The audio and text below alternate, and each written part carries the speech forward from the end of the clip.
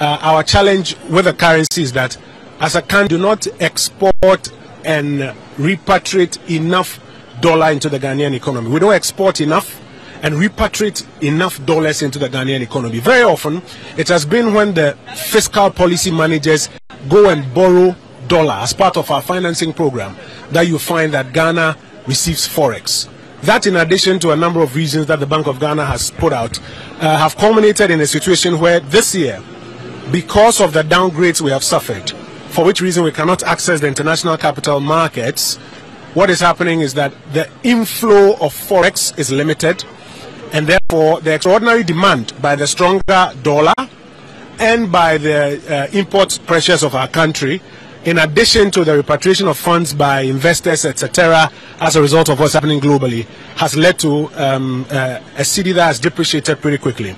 The Bank of Ghana introduced a number of measures in the short term to deal with it.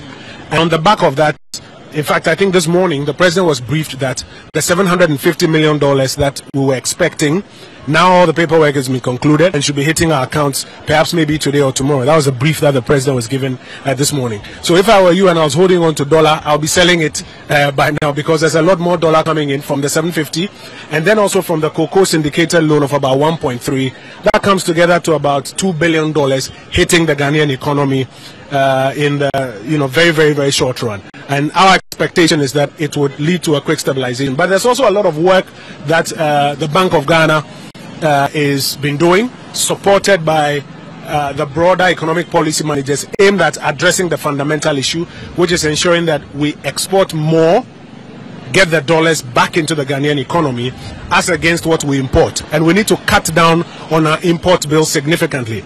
We are importing $400 and $600 million of chicken. We're importing so much of rice, so much of fruit juices. So there needs to be clarity on what we need to do to tone down on those imports and export some more instead. And those are some of the things that are being done. On Thursday, the president chaired an extraordinary cabinet meeting aimed at signing off on the fiscal framework for the IMF negotiations, which are about to get into their next stage.